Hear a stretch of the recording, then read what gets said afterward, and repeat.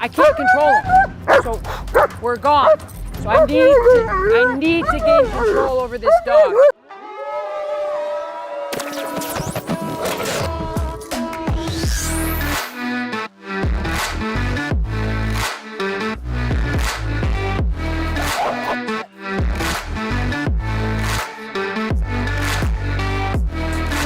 No.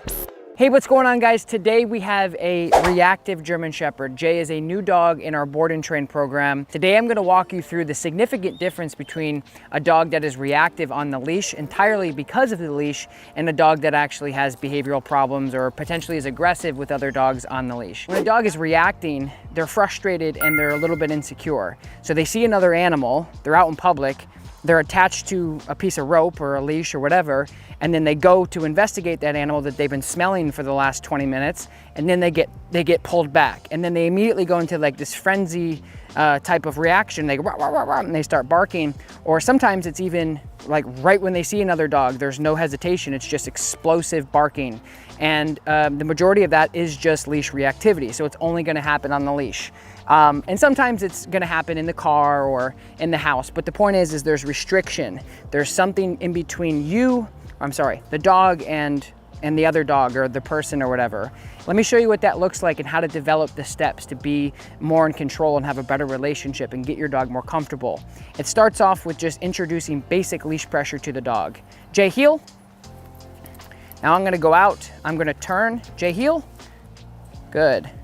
Now if the dog, heel, doesn't respond, heel, they get a little correction or they get a little pop. So essentially, guys, what I'm doing is I'm exercising and introducing leash pressure with a verbal cue, heel. So I'm gonna turn, Jay, heel. If he heels with me, good heel. Positive reinforcement, no correction, no punishment whatsoever. Jay, heel, good heel. Now, this is the first step, because what happens, guys, is a lot of times when people have leash reactivity issues is because their dog doesn't have the basic foundation they need to be successful in any fashion, which means you're not even gonna be able to go outside and be successful with your dog if your dog is just a dog, because you don't have it's like snowing out here with this pollen, it's crazy, but you're not gonna have the ability to communicate with your dog properly to get anything done.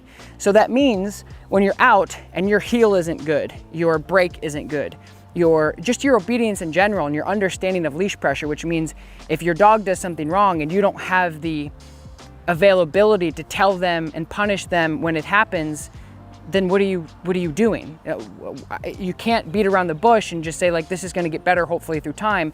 No, it's not. You have to make sure that when your dog goes, rah, there's another dog, and they freak out and yell just like a kid throws a tantrum, you have to be very assertive to shut that down. It's because you care about your dog. If your dog actually feels the urge to completely lose their mind when they see another dog from a distance, imagine how your dog is living their life. They're very insecure, they're very nervous. So I like to call it counter-conditioning obedience to the reactivity. So the dog sees another dog, they get perked up, rah, rah, rah, they start barking, you say heel, they go, oh crap, we practiced that, I gotta go with him, and if they don't, they get corrected. But it's a fair leverage point for you as the handler, because the dog simply understands, I know what you're asking, and I'll go. So what I'm doing here, guys, is a simple tune-up. You guys see me do this often with dogs. Heel, good. So I would say, guys, 9 times out of 10 with a dog that's reactive on the leash, they're reactive because they don't know what else to do, and they feel the urge to be in the driver's seat. They don't feel like the person that's handling them is in control. The other question I get, guys, is where should your dog actually be? Heel. I like to keep the dog pretty much, oh, good auto sit, bub. I like to keep the dog right here. Now the heel command, guys, historically is the dog at your heels. Dog training is very versatile and very dependent on how you train, just like cooking, I always talk about, like a chef. But our heel is just walking forward loose leash. So I don't like the dog's chest going past my knees necessarily, but it depends, and it's very discretional on the dog's behavior. If you get a giant dog, you gotta be really tight on where they're supposed to be. Or if you get a dog that's really sensitive and turns on a pin no matter where they're at, it's okay. So it's not really like a binary thing of like your dog cannot pass here or there. It's really discretionary on you and your dog's behavior and your expectations.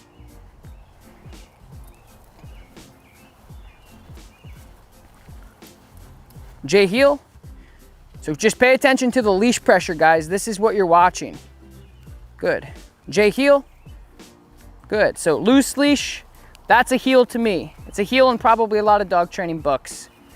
Heel. Good. All right, guys, we're gonna do a giveaway. You have to do 3 things, very simple things. I'm gonna be giving away 3 No Bed Dog face masks for you. We're gonna ship global, so it doesn't matter where you guys live. Ready, here we go. All you have to do is watch this video from start to finish, like this video, and leave letter by letter in the comments below your dog's name to automatically get entered to win, and I'll pick a winner in 24 hours. One question I get oftentimes, guys, is what equipment I'm using. Right now I'm using our 4-foot training leash with our safety clip, as well as a Hermspringer 2.25 with a buckle. The buckle is as seen. It's very easy for us to take on and off. And more importantly, it's easy for the clients who this dog is gonna go home to take on and off. Now, we started off with a slip collar with this dog, and he was choking himself out, really putting a lot of pressure on his throat, which is not safe. And so we just switched to the Hermspringer 2.25 like we usually do. And the Hermspringer is the only prong collar that I use because it's the best. There's nothing that compares to Hermspringer and the quality of collars that they use. Everything down from the metal to the durability of the collars. So important things: safety clip, nice training leash, and then the Hermspringer. I'll have the link in the description below. When a dog does something absolutely unacceptable, you shut it down right when it happens. And I'm not gonna use a harness. I'm not gonna use a flat collar because it's not safe. It's gonna put too much pressure where it doesn't need to go. It doesn't actually hurt the dog. So these aren't sharp or anything. All these do is they evenly distribute pressure, so the actual physicality that you're giving the dog is safer for the dog. And not to mention, I don't have any fur. This particular dog has 2 furs, an insulator fur and a guard hair fur. So it's easier to just do it right the first time, so you don't have to continue to, and I'm sure people out there are kind of like nodding their head like, heel, heel, heel, heel, heel. That's not good. Hey Kyle, we're ready for a dog. Whenever you get a chance, you can come to the side.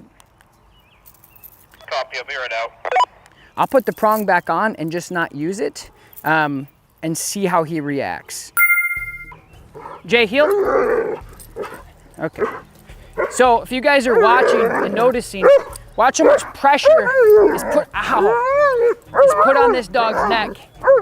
Get in front, Taylor, get in front. So, heel, Jay, heel, heel, heel. So if you're watching behaviorally, he doesn't have the ability. I can't control him. So we're gone. So I need to gain control over this dog. Now what I'm gonna do, guys, is I'm gonna put the Hermspringer on. So no control. He is too stimulated. He's insecure, he's nervous, he's anxious, he's wagging his tail, not in a great way. Potentially stressing the other dog out.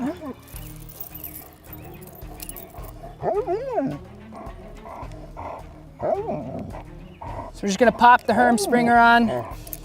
So my goal is, guys, is to correct that behavior, neutralize the situation, and make it a calmer environment for everybody. Jay, heel. Heel. Good. Heel. Jay, heel. Heel. Good. Jay, heel. Very responsive. Good man. Jay, sit. Good. Jay, heel.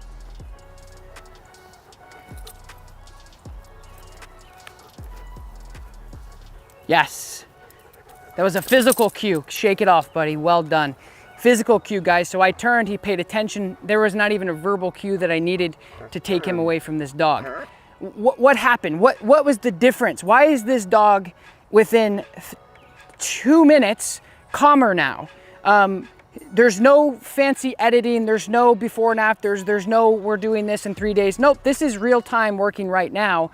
What's the difference, Tom? It's dealing with an experienced handler, dog trainer, as well as using some tools to help us break through and be more effective and more efficient to communicate, to say, hey, what you're doing right there is inappropriate and I don't want you to do it. Well, Tom, why do people hate the prong? I go into this other channel, they said that's the worst thing in the whole world. You should never do that to your dog. Why would you want to torture your... I don't know if you guys can see this or not, but this dog is obviously not being tortured. So the really easy question, guys, is very simple.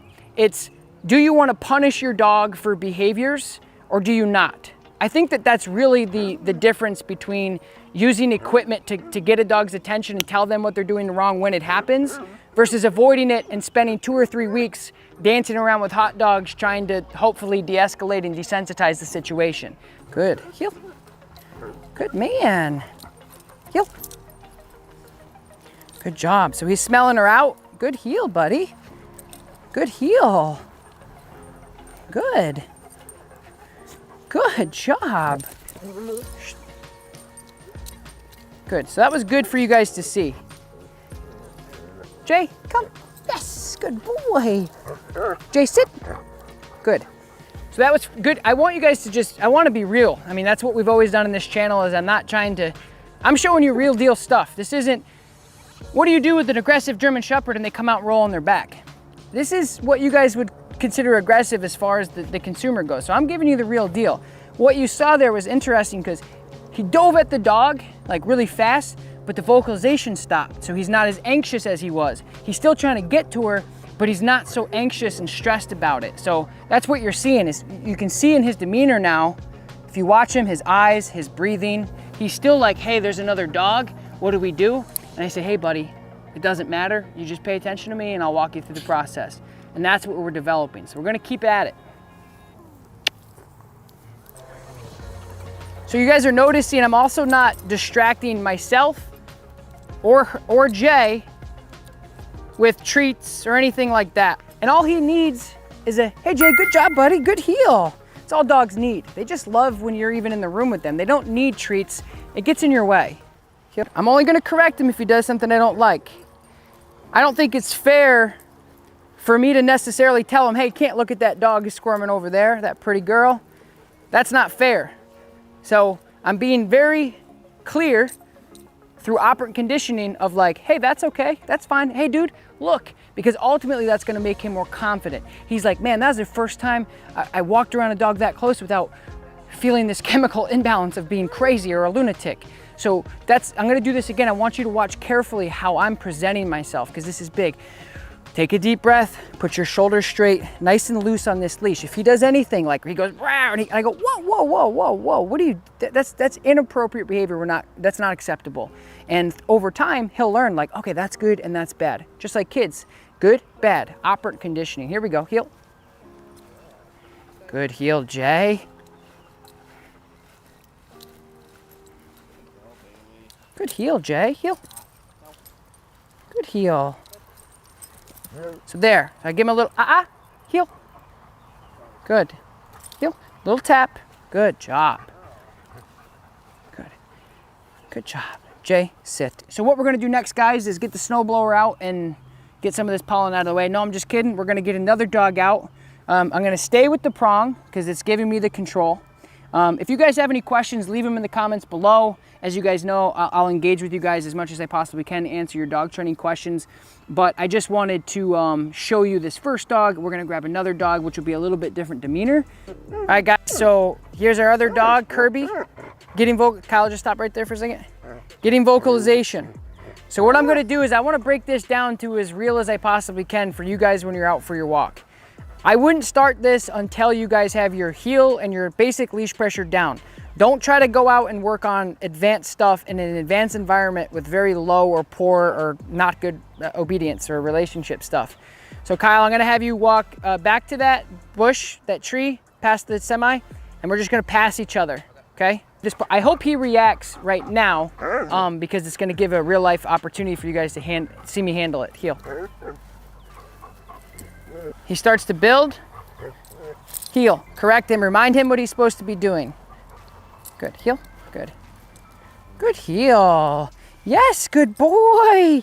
Good job, okay, break. Good job. Well done, well done. So that was really nice. So again, guys, like this is his first session really diving into this. The first couple sessions, the first week he was here, we just worked on obedience. We didn't really work on the reactivity. Now we're diving into the reactivity. And he's still excited. My goal isn't to be like, hey, stop being a dog and never get excited about another dog. I just want him to be polite. So it's like kids in Disney World. Yay, we're excited, we're here, let's run across the parking lot. Absolutely not. If you do that, I'm punishing you for that. They say, okay, what do you want me to do then? I say, well, I want you to hold my hand. When we get in, you can be a kid. Same thing with him. When he's on his break, he can be a dog. But until then, you have to make sure that you're controlling a lot of the situations. So what I'm gonna do is I'm just gonna circle Kyle and Kirby, and I want you to just see what should I expect from a dog? What's okay and what's not? You can stay right there, Kyle. Jay, heel. Nice and loose leash, shoulders are straight. Good heel. Good heel. Good job, Kirby. Kirby also came here for dog reactivity. He's doing very well. Good heel. Good. Good. So sit. Good sit. So it's not ideal to get a dog to, whoa, what are we doing here? It's not ideal to get a dog to like sit there and focus like that. In this situation, I really don't care because I know that this particular dog is really just confused on what he's supposed to be doing. So now, okay, where do we go from here? Because I mean, I'm gonna be honest with you guys. I wish I showed you my phone before we started this, but I don't have it. But this was probably 15 to 20 minutes at the most. And you saw how bad the reactivity was. And again, what's the difference? I punished him clearly. We're not doing that. This is okay.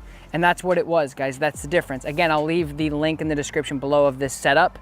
And you guys can buy this setup if you want. If you have any questions, of course, leave them in the comments below. And I appreciate you guys watching. If you haven't yet, don't forget, like, subscribe to my channel, leave a comment in the comments down below. That's the way to support me. Let me know what you thought of the video. I appreciate you guys watching. I will talk to you next time. Peace. Get it that I'm never going back. Get it that I'm never going back. I get to it out the runway. Different incomes, not one way. Living life on a one way. I knew this would happen someday. You can ask my day one day. Cloudy days turn to sun rays. Only way to way up way. Know my way, know my feng shui. I get to it first, I got you mad. I get sad when I get to it last.